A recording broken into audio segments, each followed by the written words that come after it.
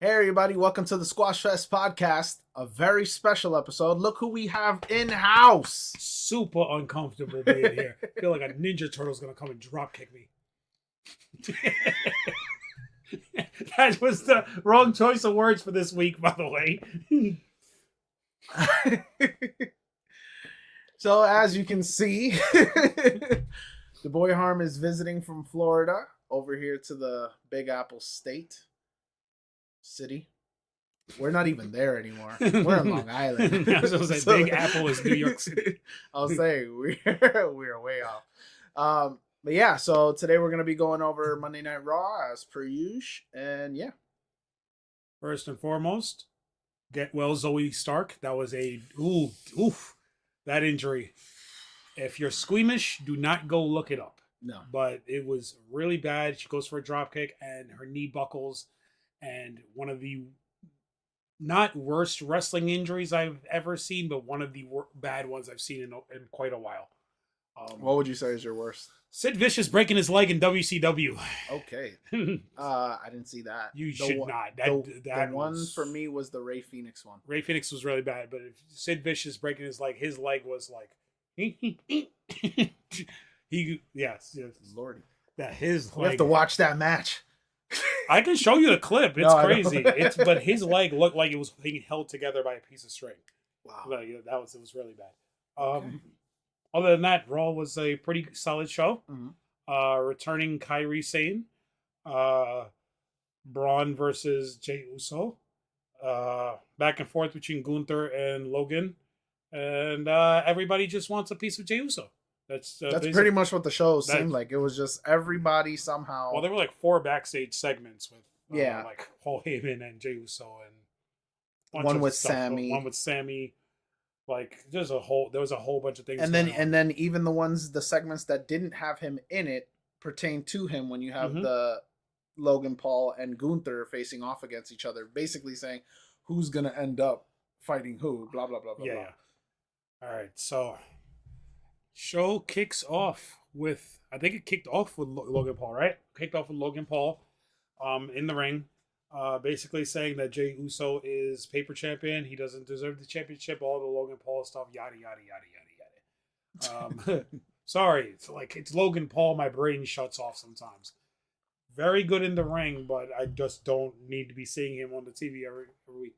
But he's interrupted by Gunther, and Gunther's reminding him that even though, yes, they had a cordial interaction backstage last week where Gunther told him he respected him for, even though he's a YouTuber, he respected him for everything he's done in the wrestling career so far, that he's still coming after the world championship, and he would love, basically his exact words were, I'd love to be the one to take it off of you and try and chop in your chest and all that other stuff he said to him. Logan Paul, Gunther walks away after thinking he had the best of the back and forth. Logan Paul goes to say something, and Jey Uso's in the ring and super kicks Logan Paul to get the one-up on Logan Paul there. You knew by the end of the show that wasn't going to be the thing, because later on the show we got Logan Paul punching Jey Uso in the face after his match. But what I'm like, again, we've talked about this last week, what I'm liking is that every single week, when you're advancing this story, and yes, you're advancing the story, but Jey has to keep his head on a swivel for who's coming after him, whether it's going to be Seth Rollins or Logan Paul or Gunther, and then he had a match against Bron Breakker, and you think that you have to think at some point that's going to be coming down the path, and then he's got to worry about Money in the Bank that's coming up in a few weeks. So Jey Uso's actually he's going to have to elevate his character to more of a serious level character than he is right now, because there's a lot of guys going after him, and I love that. We talked about that multiple times. It's like that's very Attitude Era-ish, of where like stories just they keep colliding, but they're also doing their own thing, but they all bring it all circling back to Jey Uso. And I love that. It's like an intertwined web. Yeah, I mean, the World Championship should be the thing that everyone goes for anyway. Well, you also say that that's the one that's going to be flipping around a lot because more. you had Roman holding the other title for 4 years, and then you had Cody hold it for a year, and John's going to hold that title at least till SummerSlam before probably Cody takes it back. So that championship is going to be the one that's going to be moving around constantly to give people title reigns. You think about it just since the inception of that title. You had Seth Rollins, you had Drew McIntyre. I know it's 5 minutes, but you had Drew McIntyre, you had Damian Priest, you had Gunther, and now you have Jey Uso. And 5 champions in the last, I want to say, 18 months. Like they've been moving that title all around already. As opposed to, 2 guys have held, 3 now with John Cena, 3 guys have held that other title for 5 years. So that's going to be the title that's going to be moving around. Plus, it's Raw, and they have so much talent on that show. They have to do something with them. But yeah, it was more to get Jey Uso over more as a babyface, which is cool. As if he's not already. I know. I'm just all right. So then we get our first match tonight, and it's Penta and AJ Styles versus Finn Balor and JD McDonough. Penta and AJ had on matching gear, which they looked like a couple of Red Power Rangers. At one point, Penta looked like a fruit roll-up. Yeah, I hate you. He looked like a giant fruit roll-up. I'm sorry, he was in the ring. It's fun enough match. We know what this is about. They're really telling the story of, hey, these are Dom's feuds, and Dom is nowhere to be found. He wasn't ringside with Judgment Day again. AJ wants that Intercontinental Championship. Penta has his own issues with the Judgment Day. This is a fun match. A lot of high flying moves from Penta. A lot of really good spots from JD McDonough. Finn's just Finn. But the match ends with my favorite luchador, El Grande Americano. I'm sorry, Chad Gable is doing such great work right now. He comes and Penta's setting up for something on the top rope. He hits a headbutt. Actually, no, that was not. That was the week before. That was week before. He hit him from behind on. He was on the barricade this week. Yes. But he headbutted the back of his head. Yes. I'm sorry, I'm blending all of this together. So Penta he hits a move on the outside. And then you see El Grande Americano come from behind and kind of grab Penta's mask. And I thought he was going to rip his mask off at first. Yeah. But no, he headbutts the back of his head and immediately adjusts with the metal plate. Throws him into the ring. Finn sets up, hits him with a coup de grace to get the 3 count. Love the fact that Finn's getting pinfalls again. This guy needs to start getting wins. Because it's been way too long since Finn's getting wins. But last week was the week we had Gable and Penta in a singles match, and Penta won. So El Grande Americano needed to come out and get his leg back on the luchador. And unlike Pat McAfee says, these are not 2 different people. These are all Chad Gable running around. I don't care what Pat McAfee says. These are not 2 different people. But Gable is so good right now. So my only thing with the Chad Gable stuff is, what are you going to do long term with him? Or at least immediate term. I mean, it just seems like every week he has a match, he either loses or wins, whatever the case may be, and then the following week it's a run-in where he's screwing somebody over, and usually it's Penta. So I just want to see them do Phoenix, a little more. Too. Yeah, you're not wrong. But I want to see them do something with it now. You know what I mean? Yeah. It's very entertaining. Mm-hmm. But what are we doing long-term storytelling-wise? I still say American Alpha or American Made should be come out of luchador masks. You need to get a stable of Mexicans, bro, or fake Mexicans. Just I would hate to see that, but it would be hilarious. At least one night. Do it for one night, and then imagine Brutus out there in a luchador mask. No. Yeah, but solid match. Leads into our backstage segment later, where Dom and Carlito and Raquel and JD are just hanging out in the back, and Finn goes in. I have a surprise for everybody. I have somebody who wants to say hi, and Raquel looks at it and says, "What is she doing here?" Mm-hmm. And it's Roxanne Perez, who's just standing there. And she was giving Dom the F me eyes the entire time. She comes in, and Finn was like, Dom was saying for weeks we needed to add new blood to the group. And I think, and for me and JD, we have Dom and Carlito to watch our backs. I thought the argument was sound. 100%. He said, I'm bringing in Roxanne, and yes, she's not a full-fledged member, but she can have Liv and Raquel's back. So make sure that they, help them continue to win. Argument was completely sound. Roxanne comes in and hands Dom a box of chicken nuggets, which is hilarious. So did you see on Twitter, apparently Liv responded to it? I saw that, no, I saw something else. Since when do you deliver chicken nuggets in a clothing box? It really was a t-shirt box. It was a full-on t-shirt box. Oh, man, she was giving them chicken nuggets. What I would like to see now is, since Liv is still not here and we don't know when she's coming back. I mean, it's rumored that she's coming back shortly. Very soon. I would like Raquel in a match. Mm-hmm. Maybe for the qualifier. Raquel in a match. Okay, yeah. Raquel in a match. Okay. Have her in the qualifier. And Roxanne help her win. Yeah, because then you'll have Raquel start coming around to bringing and Roxanne by the time in. Liv comes back, it's going to be like, what is going on? It's rehashing, though, and I understand rehashing why. Where? It's rehashing similar to what happened last time. I mean, I understand you kicked Rhea out, but even after you kicked, even after they kicked Rhea out, it was the Dom and Liv segments where is she part of Judgment Day or is she not part of Judgment Day? Actually, that was leading up to them kicking out Damian Priest, where Liv just kept showing up around the group. It was while Rhea was out injured, where Liv was just coming into the clubhouse and the group was like, clubhouse. Why? That's what they call it. They No, call it I clubhouse know, but because they're supposed to be a biker gang. That's their gimmick. So it's a clubhouse. I'm just saying it's a little room in a corner. It really is. Backstage. That's what I'm saying, clubhouse. So it's a little rehashing of the same story if you're doing it that way, but I get it. But it's still entertaining. I don't care if it's a rehashment. So long as I'm entertained. Anytime you put Roxanne Perez on my TV screen, I'm a happy man. All right. So then we get the match. Actually, we were jumping around, but we did get the match, the triple threat between Natalya, Roxanne Perez, and Becky Lynch. And this was super fun. I never pick against Becky Lynch. I thought Becky was going to win this, go on to Money in the Bank to qualify for the ladder match. We all know it wasn't going to be Natalya.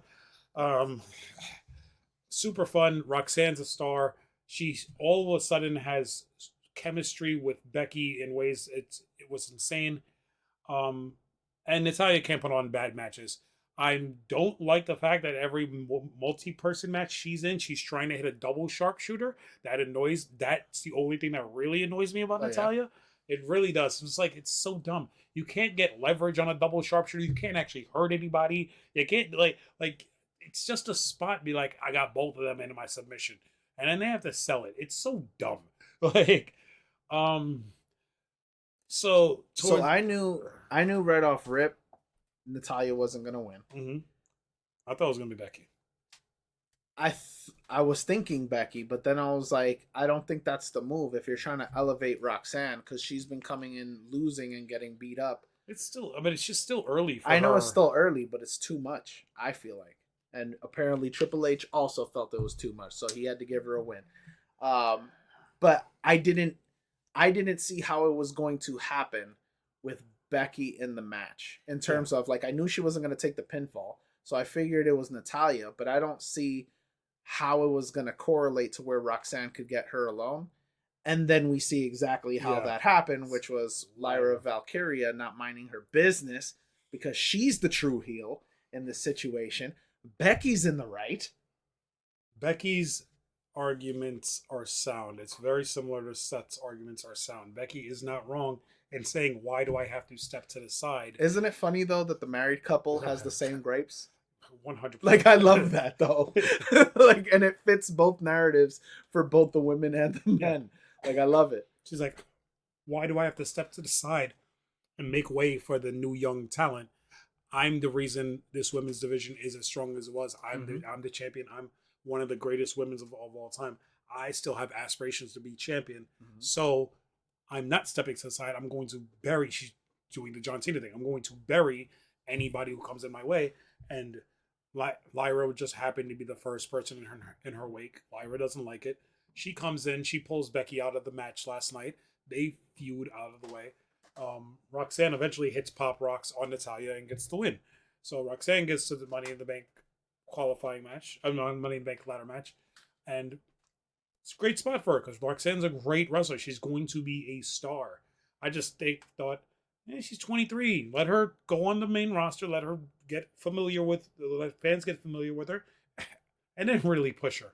But it doesn't seem like they want to do that. I think they see what kind of talent she is early, and they're putting her in spots. She's going to be in the ladder match. She's going to be in this Judgment Day story, which is going to immediately propel her. Exactly. So they're putting her in great spots for her main roster run. You know, you're thinking later having Liv and Roxanne in matches together, and you right off rip, I'm like, they're going to have great chemistry. Oh, absolutely. Yep. They're going to be able to put on matches. Like, I'm looking forward to that. Granted, I would like a drawn out story. I don't want them to fight right away. Because that would mess up the Judgment Day stuff. The whole will they, won't they, will he, won't she. I'm almost ready for that to be over anyway. Like, it's been a long time. We've had, what's this, we said about this before. This is 3 iterations of the Judgment Day at this point. When you talk about going back to the original Edge formation of this group. And it's just like, I'm ready for this group to be over. Please split into 2 separate groups. Please go on your own separate way and do something. I think they're going to split up, but I think Judgment Day keeps going. Especially because you got to think of it from the WWE perspective, right? Number one, they don't have that many factions.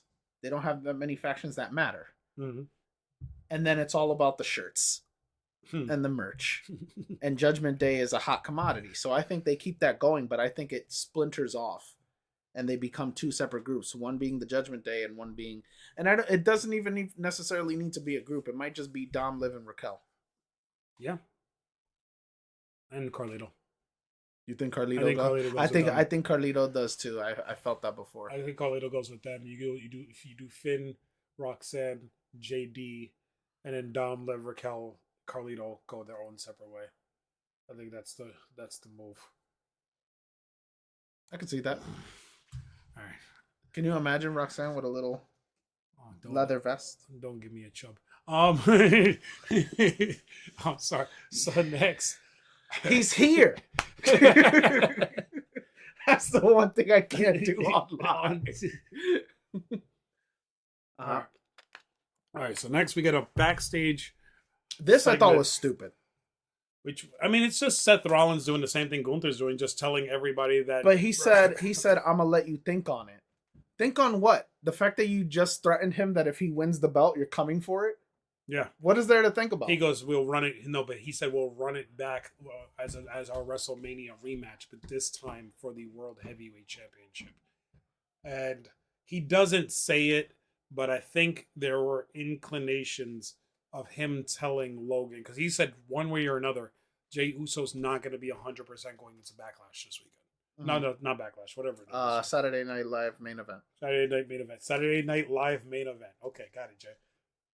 Oh, Saturday night main event live. No, there was no live.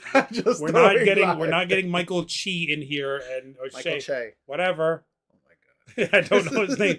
Mr. Scarlett Johansson is not coming running. I don't know his name. Scarlett Johansson's husband. Kenan Thompson's not coming down the ramp. All right. So, no, but basically Seth telling him Jay's not going to be 100%. So you have an opportunity to take that title off of him and putting inclinations in his mind that maybe we'll be there to help you a little bit on Saturday as well. And if that happens, we run back our WrestleMania match for this time for the World Heavyweight Championship. That was the whole segment. Like, Seth is just telling everybody, I'm still around. You're only keeping that title warm for me because of the long term is I'm going to be the champion. So that's it. I mean, we talk about how it's great to see everyone coming for Jay. You can't then say you didn't like the segment with Rollins and no, I just Logan thought it was Paul. stupid that he said that line where he was like giving him a choice as if there's a choice in the matter. That was it. I mean, he's giving him the choice, but at the end of the day, if Logan does win that championship, he won't. But if he does, yeah, Logan, you have a choice to put it up against me, or we're gonna make your life a living hell, and you're gonna put it up against me anyway. So, like, that's the only part I didn't like about it. Gotcha. All right, so then, okay, we get Sheamus and Grayson Waller. There's only one reason I care about this match. So we can split up Austin Theory and Grayson Waller. Yes, sir. Austin Theory was hilarious in this Yeah. on the outside. So we get Sheamus and Grayson Waller, and I didn't understand this match because neither one of these two guys are Matt Chain style wrestlers, and I felt like the first 5 minutes they were going hold for hold in the middle of the ring. Yes, they were not doing what a traditional Sheamus match, which is just bludgeoning you to death. They were literally exchanging headlocks and wrist locks and all these things. And I'm watching this match, I'm like, what are they doing? This is boring. No one wants to see Sheamus hit a one of these. Like, no. Towards then it gets, when it starts to pick up, it starts to really pick up. Both guys. I didn't realize Grayson Waller was that tall. Yeah, he's tall. I did not realize, because I always picture Sheamus as this giant behemoth, and then when I see him standing next to Grayson, I'm like, yo, they're almost the same height. Did not know that. This is also my first time watching Grayson Waller. You've never seen a Grayson Waller match? Grayson Waller's good. He's good. He's not. Let me say, first time I've seen him in a singles match. I've seen glimpses of him in a tag match, but usually it's Austin getting his ass kicked in the ring during the match. Okay. Grayson's pretty good. Once it picked up, these guys were really laying into each other. A lot of chops. At one point, Sheamus had a really nasty purple welt under his thing. They were really laying into each other. But once Sheamus took control, Austin Theory was out on the outside just laughing and enjoying the punishment that his friend was taking. Well deserved. Because of what he did to him 2 weeks ago. And this has been, 3 now? Sheamus matches with them, or 2? I think it's 2. It's 2 weeks ago, and last week they just made the match for this week. Yeah. Okay, so it's 2 matches. They need to split these guys up. Like, Sheamus gets the win. Sheamus hits a bro kick. This is just filler. Like, it's filler on the show just but they're telling the story of trying to get Austin Theory away from Grayson Waller. And I'm okay with that. You know how I feel about Austin Theory. I think he's a superstar in the making. They need to get him away. They need to do something with him. Grayson Waller is a nice little hand and good guy to have on your roster. But just a recap to everybody out there. Remember, Austin Theory is the Boy Harm's #1 favorite jobber. He is. #1 He favorite was jobber. Baby Cena. He was Baby Cena for me. He is my #1 favorite jobber. And I need him to separate from Waller and do something. Because 20, I don't want to say he's 27 or 28 years old now. I know he's super young. He has a lot of time ahead of him to really elevate into a potential main event scene. And they had a shot. They didn't do it the first time. They could do it again, but you can't have him doing it stuck with Australian Miz. I'm sorry, that's not a thing. But then, what do you do with Grayson Waller? You can use him how you use Miz. You can have him do the Grayson Waller effect TV shows on Raw. You can have him job out to people. You can have you're not doing anything with Ludwig Kaiser either. You can put them in a feud against each other. You can have him job out to, Grayson Waller is in that weird little spot where you're never going to win a singles title right now. Not the way he's being booked. Hell no. I don't think he can win a singles title with that much talent on the roster right now. Like, you're not going to book him in the Intercontinental Championship feud when you got AJ and Penta and everybody else there, and you far off from being even a world championship picture, right? It's tough. It's tough for a lot of these guys. He better find another tag You partner. have him lose to Rusev a couple weeks. I don't know, man. Like, we'll get into that later. Like we had a backstage segment where Tozawa finally got his match against Rusev for next week in a match that nobody really wants to see. Like, that better be a squash match. If Better be a Tozawa squash gets match. any offense in that match, Rusev might as well go back to Tony Khan because even his promo this week was underwhelming. Like, I don't even like, just like, what are they doing with you, Tozawa? You cannot be feuding with the jobbers of WWE right now, Rusev. Come on. Oh, how do we feel about my most hated basketball? Oh, you don't know what it is? No. You really don't know what it is? I promise you. Tyrese Halliburton is a playable character in WWE 2K25. Oh, no, that I know. Yes. That I knew. But I didn't know it from this segment. Oh, okay. I just knew because they, before it came out, they had announced that they had several NBA players. 3 players. They only announced Tyrese Halliburton so far. Okay. They said that they were going to have 3 in the game, so on and so forth. Yeah. I'm imagining it has to be Jalen Brunson. I'm thinking Jalen Brunson is a second. Which would be dope because then you can actually play that match between the two. Yeah, the Dunks and Destruction pack is coming out. So it's Tyrese Halliburton and 2 players to be named later. Great Khali, Abyss from TNA, and somebody else. Why is Abyss in a WWE game? That's interesting. He's a backstage producer, and they have the TNA contracts now. I mean, they have the TNA crossover. No, I know, but for that, give us Joe Hendry. I mean, they should give you Joe Hendry too, since he's gonna be at WWE Battleground this weekend defending against Carmelo Hayes' buddy, Dreads. Okay. Yep. Trick Williams. I was gonna say Wesley. No. Trick Williams. It's gonna be Joe Hendry versus Trick Williams at Battleground this weekend for the TNA World Heavyweight Championship. That's how much I don't know NXT people. You need to watch the NXT, anyways. It's not canon. It is canon. All right. Anyways, back to the thing. We have a backstage moment where Sami Zayn vows to have Jey Usos back at whatever this weekend is, Saturday Night Main Event. We discussed this in the past. Mm-hmm. Do we think Sami is turning on Punk? So I don't. So it's been discussed a lot online. I don't know how he turns on Punk and doesn't turn on Jay. Yes.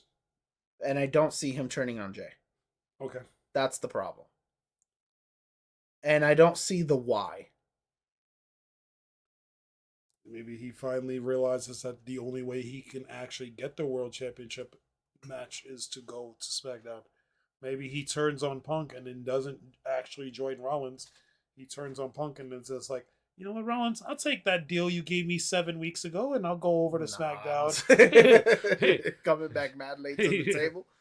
Nah, I don't see that happening. I just don't see it. I think but it was weird when he came to talk to Jay. It just felt weird. It felt off. Mm-hmm. And I didn't like it. I'll tell you that right now. I did not like it. I did not like the weirdness where it felt like could something be happening here, and I don't want to see it. I don't know. It does not interest me. It interests me if Sami turns heel, maybe doesn't join Rollins and just turns heel and wants the championship for himself. So now Jay has to worry about his best friend. I don't want to see it. I don't care for that. But here's a other story that you can tell with Jay.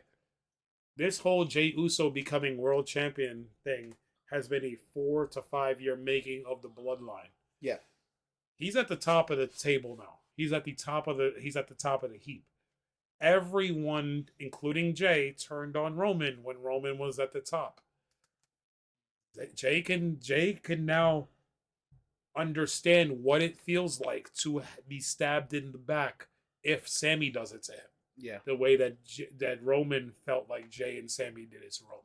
Mm-hmm. So I think you can actually tell that intriguing story with Jay if Sami does pull the trigger. I don't want to see it. I don't know. I just have no interest in that. I have zero interest. I don't want to see Sami as a heel. I mean, he does great work as a heel. No, I'm saying I don't want to. At this moment in time, I do not wish to see it. But the problem with it too is the only reason I can also see them doing it is because you're not doing anything with Sami.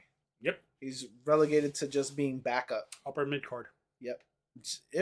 He's stuck in between. He's stuck in between. He's stuck in between. If I were to look at rankings right now, Sammy wouldn't even be on a ranking. No, he's higher. He's higher than Dom Mysterio, but under the rest of the How? guys. He's not going for nothing right now. He's literally I'm here to back you up, bro. That's his entire existence for being right now. His level in the booking hierarchy right now is higher than the Intercontinental Championship, but it's lower than the World Championship. He's stuck in that purgatory. I guess. That's the way I see it. I think he's stuck in purgatory right now because he can't. He's not higher than Punk. He's not higher than Braun. He's not higher than Seth. He's not higher than Logan right now. He's not higher than Gunther. He's definitely not higher than Jay. But his story that he's telling he's elevated above the Intercontinental title stuff right now. I don't want to see it. Rhea Ripley. All right, so then we got our triple threat match, which abruptly turned into a singles match. Because like we said before, Zoey Stark went for a springboard dropkick. Kairi Sane in her first match back was out of position. And you can actually hear, I guess, when she was in midair, you can hear Zoey yell for Kairi, yell her name. I didn't hear it. Yeah, when she's in the air, you can hear her yell Kairi. And Kairi turns around. She was out of position. And Zoey, I think she has a broken leg. It hasn't been announced yet, but it reminded me, I said this before, reminded me of when Paul George broke his leg in the NBA Olympic qualifying games, how his leg snapped sideways, and that's what Zoe's looked like. It looked like it snapped at the joint of the upper leg, the femur upper leg to the bottom part of the leg. It looked like it snapped there. She's gonna be out for a long time. She's gonna be out for at least a year, maybe more. This would be her second major knee injury because when she was in NXT, she tore her ACL, MCL, and meniscus all at the same time. So she's gonna be out for a while. Damn. But Kairi and Rhea were able to take the match and turn it competitive and really good as a singles match. Mm-hmm. Calling it on the fly in the ring. Kairi looked great. She put on a lot of weight, a lot of muscle, where she didn't look small compared to anybody else the way she used to. I know she's still shorter than Rhea, but she didn't look small. Yeah. Rhea eventually gets the win with a Riptide. And Rhea is going on to the Money in the Bank ladder match at Money in the Bank, obviously on June 7th. So now we have Rhea, Alexa, and Roxanne in the Money in the Bank with 3 spots to go. Mm-hmm. We gotta wait for the other 3 spots, but Rhea's the favorite. Rhea's always gonna be a favorite. I don't think she wins it. I don't think Rhea carrying that briefcase is intriguing. Rhea is one of those women that she doesn't need it. She just walk into the office and be like, Adam Pearce, I want a championship match. Yeah, I feel like they always use when they're using it right, it's to propel somebody. Mm-hmm. The one so far that needs it at this very moment would be Roxanne. Alexa. Out of the 3. Alexa. You think so? Just because she's been gone for 2 years. Yeah. She's been gone for 2 years. She can win that championship. I mean, she's won it before. So her winning that. But do you really feel that that'll be captivating for you? Absolutely not. Okay then. I love Alexa, but I don't think Alexa carrying that. Yeah, we got to see who else is in this match. I know Julia is in a match this week on Friday in a qualifying match. So if Julia wins that match, I think it's Julia, Charlotte, and Zelina in their match on SmackDown. Oh, it might not Zelina. I think it's Julia, Charlotte, and Zelina. You think it's Zelina? Oh yeah, that triple threat match. I think it is. Yeah. So I think Julia should win that match. Yeah. You know. But that's another one that it's kind of like I see Becky, Charlotte. No, I'm saying I see Becky and I see Natalya, and I looked at Roxanne and I said, I don't see how you get her out of the match, but I don't think she wins the matches like that. But with Charlotte, I don't see her winning the match, but how do you get her out? She's in a thing with Alexa. She's not in a thing with Alexa. Alexa's not going to come down to the ring and screw her Alexa over. wants to be her friend. Charlotte told her no. I get it, but I don't see that being a You really think that that's going to be a reason why she's going to come down to the ring? Alexa's still Wyatt 6 crazy, bro. Who knows? She can come out, have the screen flicker for the first time since she's been back. Charlotte gets taken out. Julia wins. I'm just saying. I don't think Charlotte gets in this match. I think Julia wins this match. I hope Julia wins this match. That'll be something intriguing. Either Roxanne or Julia. I would love to see Julia with that. I think I would pick Julia over Roxanne. No, I would too. Because Roxanne has the Judgment Day story. That's how she's going to elevate. And she can have a feud with Liv Morgan. Yeah. I was like, did I say her name You right? said it right. Said with, Morgan. With Liv Morgan. And then Julia, she's not really doing anything yet. So you give her the Money in the Bank. And then you immediately, you don't put her into the main event scene, but she's on the periphery of the main event scene on SmackDown. And then you're putting her around women like Jade, Naomi, Bianca when she returns, Tiffany, Nia. I would have her cash in on Tiffany. Maybe not right away. No, not right away, but I would have her cash in, and Julia's amazing. That's what I'm saying. I would have her cash in and have her win. Yeah, Julia's amazing. I've been saying that for a while. She's one of those people that can come in and you can give a title to right away. You don't have to wait. She's legit. She's legit. Okay, so then we get. What was that? Nope. Then we get Jey Uso, Braun Breaker was the main event, but was there anything in between? Ripley No. Okay. So we get Jey Uso, Braun Breaker in the main event, and I say this all the time: these two guys have incredible chemistry. I think this is like the fourth. That's what I was gonna say. They should. They wrestle with each other. Fourth time or fifth time they've had this match, going back to their Intercontinental Championship feud. This was a DQ. Yes. Braun dominated the majority of the match. Jey was fighting from underneath, and then when he started to get some good offense, Seth hit him from behind. Yeah. Seth comes in, starts attacking Jey on the outside of the ring. They put him in the ring. They start beating him down, and Sammy's music hits. Yep. Sammy runs all the way to the ring and stands on the ring apron. So here's my thing about this. You're gonna say something dumb. No. I think it was a long time Sammy was standing on the ring apron waiting for Punk's music to hit to help him make the save in the fight. I agree. I don't think that was by accident. Okay. I think because I'm watching awkward the show, because you see him visibly like, what am I supposed to do? It's 2-on-1. I'm gonna get my butt kicked.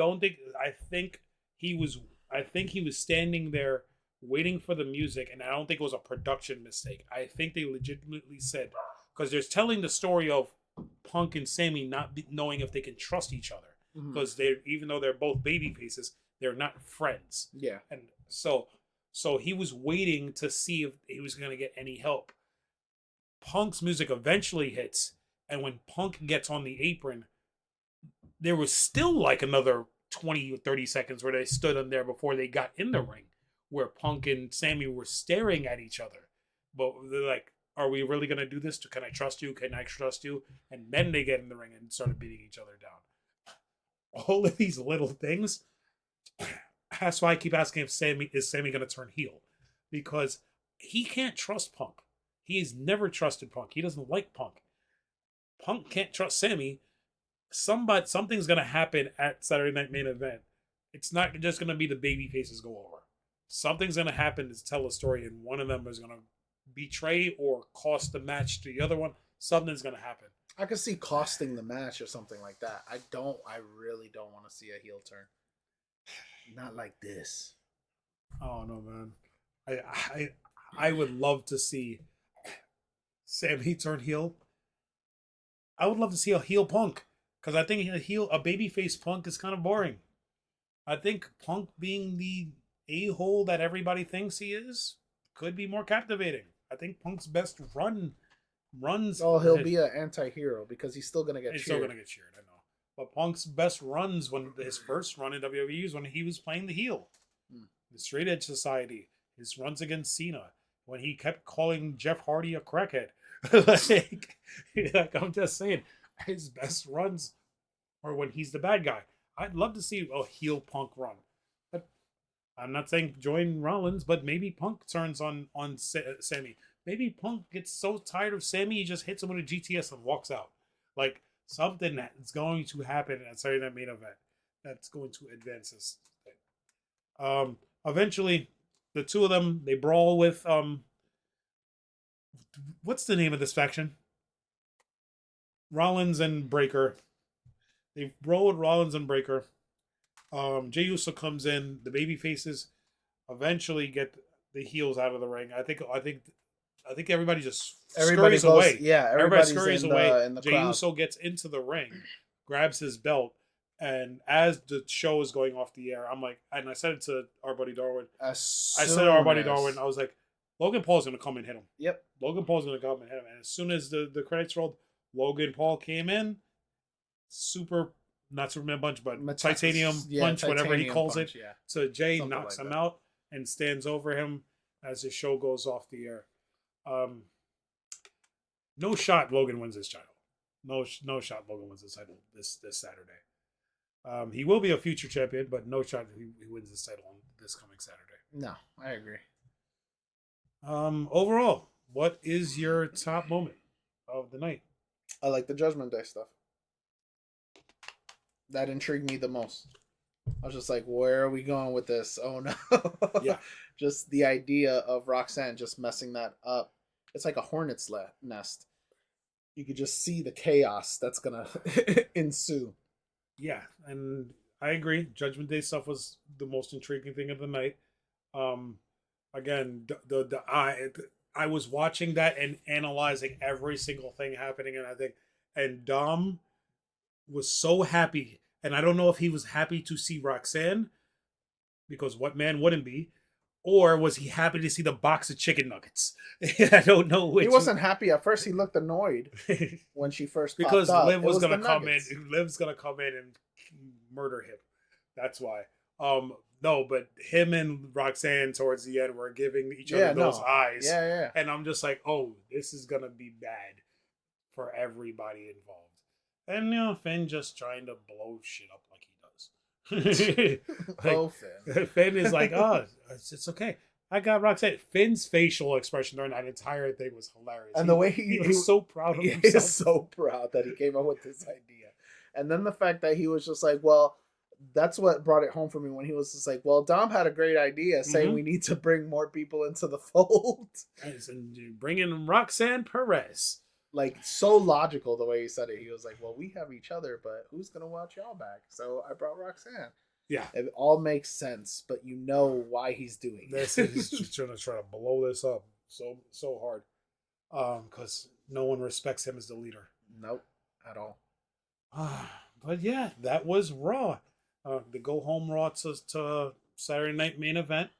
We have one SmackDown before Saturday Night Main Event, and then we have Money in the Bank 2 weeks later. They're starting to really ramp up. I mean, a couple weeks ago we talked about how the shows were feeling a little lackluster, and they're starting to ramp back up now. So that was my takeaway. And again, get well, Zoey Stark. Hopefully you come back, and hopefully they don't cut you after this. That's it. The funny thing is, or not funny, but the messed up part is, as soon as she got hurt, I immediately thought you're going to be out for a year at least, and they might just use that as the reason to cut you. They did it with Dakota. That's exactly what I thought back to. It's such a messed up thing to think, like, I just got hurt. Like, put yourself in her position. Yep. You just got hurt with what could be catastrophic career ending. Career ending. And then to think that your job is now in jeopardy. Mm-hmm. On top of everything else. Like, that's killer. Yeah. And then she's the only one that lasted from the PFC. Pure Fusion Collective. I was struggling in my mind real quick, and you saw the calculations. So I was like, what is that? Pure she's the last member. She's the last remaining member. And she's now out too, so everybody gone. I still don't understand why they let Sonya Deville go. That's another one that they did nothing with and had all the talent in the world. Mm-hmm. I mean, we talked about Shayna Baszler too, but whatever. Man, that whole group. That was just a mismatch of women. Like, I got nothing to do with you. I got nothing to do with you. I got nothing to do with you. Let's put you all together. And guess what? We're going to do nothing with the three of you as a trio. Yeah. What are you doing over there? I think we need to do a show where we're literally just saying what we could do with different people who aren't being utilized. Absolutely. Like, because there's a list. There's a list of people not being used that you can easily make a story for or something. Come up with something, some reason for them to be going at it and whatnot. Utilize them tag belts would be my number one thing. You have like 20,000 women on this roster and like 40 more in NXT. Like, utilize them tag belts. You put the tag... I know this is going back 4 weeks, but you put the tag belts back on Liv and Raquel only for Liv to go away for 3 weeks to shoot a movie. Like, you're not doing anything with those tag belts. Like, and I understand you don't want to just sort of miss. You released Katana Chance and Kaden Carter, who's probably your only real tag team. Like, you put Roxanne and Julia together for 2 weeks just to split them off into different shows. Facts. You put Maxine and Natalya together, and I don't even know where they are. Natalya was in a singles match this week. Yes. And she's cooking. And then randomly you had because remember they even a few weeks ago Natalya was backstage with Tozawa and after Otis got hurt, as if they were super cool. And then now nothing again. Yeah, after Otis got hurt, she was there with them with Alpha Academy, and then nothing. Was she in the segment with them this week? When she wasn't backstage with them when he was telling Tozawa. It was just Maxine and Tozawa. Yep. Okay. She was there. She was in the building. She was there. She had a match. Yeah. But she was not in the room. She was preparing for her match. She was a 27-year veteran. She was preparing. How much preparation does she need? She was preparing for the match. That's all I can say. That's why she wasn't there. She was hyper-focused because she had to fight Becky Lynch. That's all I got. You look so upset. On that note, I'm trying to think about what else I can rant about before we close this out. But on that note, I think that's where we should call it before I get us canceled. Thanks for acknowledging you're on a mission. To get us viral with the wrong type of people. Yeah. Overall, those are our thoughts on this week's Raw. Let us know in the comments below what you guys think about it. We're going to be spending the next few days trying to come up with more content while we're in the same room together. So like, comment, subscribe, all that fun stuff, and we'll catch you on the next one. Squirtle Squad out. All right, I have to buy it.